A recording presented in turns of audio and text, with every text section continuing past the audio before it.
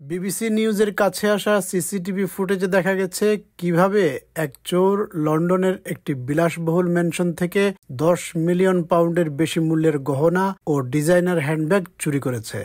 ফুটেজে দেখা যায় মুখোশধারী এক ব্যক্তি মুঠো মুঠো গহনা ব্যাগে ভর্তি করছে।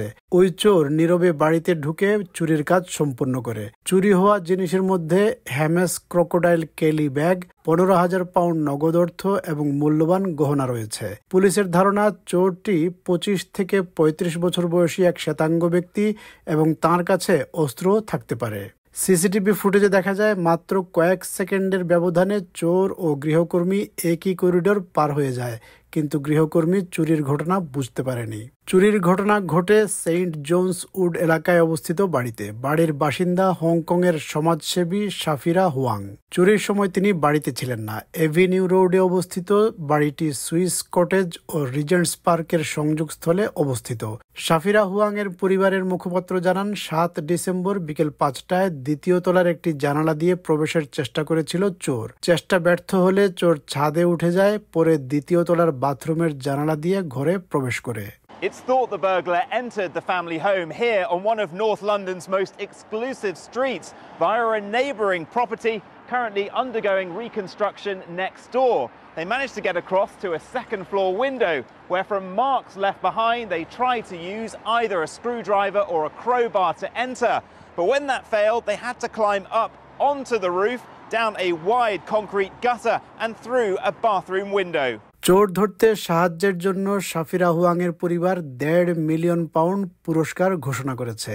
চুরির তথ্য দিয়ে চোরকে গ্রেফতার ও দোষী সাব্যস্ত করতে সাহায্যের জন্য 500,000 পাউন্ড পুরস্কার ঘোষণা করা হয়েছে। চুরির পর সাফিরা হুয়াং, যিনি আগে সোশ্যাল মিডিয়ায় বেশ সক্রিয় ছিলেন, তার প্রোফাইলগুলো প্রাইভেট করে দিয়েছেন।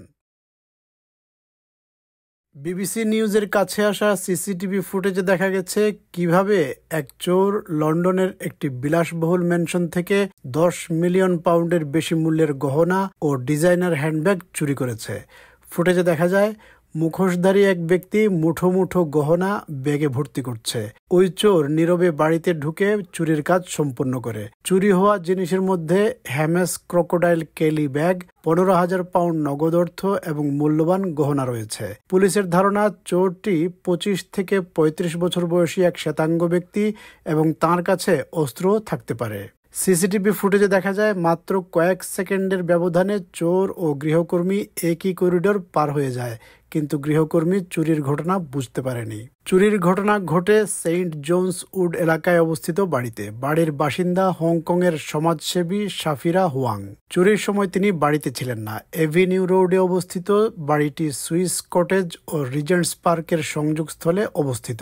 সাফিরা হুয়াং এর পরিবারের মুখপাত্র জানান, 7 ডিসেম্বর বিকেল 5টায় দ্বিতীয় তলার একটি জানালা দিয়ে প্রবেশের চেষ্টা করেছিল চোর। চেষ্টা ব্যর্থ হলে চোর ছাদে উঠে যায়, পরে দ্বিতীয় তলার বাথরুমের জানালা দিয়ে ঘরে প্রবেশ করে। It's thought the burglar entered the family home here on one of North London's most exclusive streets via a neighbouring property currently undergoing reconstruction next door.